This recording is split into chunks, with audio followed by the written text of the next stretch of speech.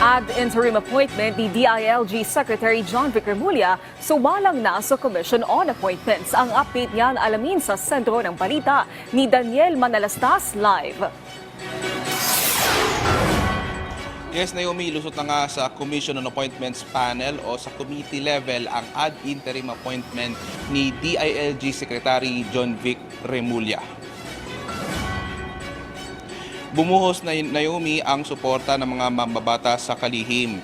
Pero bago lumusot sa committee level ng CA, natanong si Secretary John Vic Remulla tungkol sa POGO kung paano masiguro na ang mga ito ay talagang ma-shutdown sa katapusan ng taon. Sabi ng kalihim, may ginagawa ngayon ang ilang POGO na bagong modus. The biggest disguise that they are going through now is that they are applying for resorts and restaurants.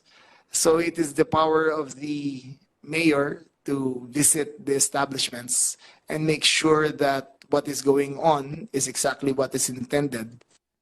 Sa pagtugon naman, Naomi, sa bagyo at sakuna, isa sa inalam ng mga senador kung paano makatutulong ang DILG sa mga lokal na pamahalaan nang sa gayon ay magiging mabilis ang pagtugon sa bagyo at sakuna.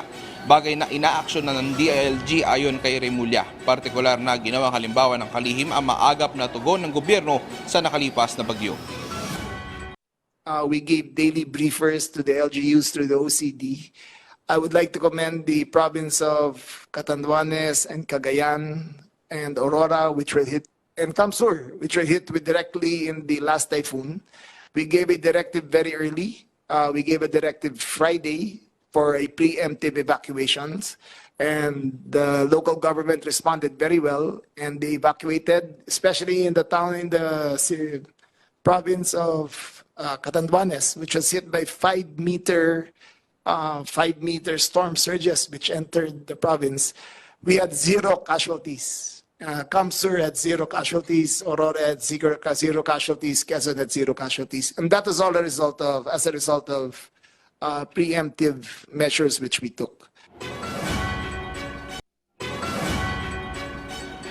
Naomi, sa punto ito magsisimula na yung plenary session ng Commission on Appointments kung saan isasalang na yung ad interim appointment ni Secretary Remulla.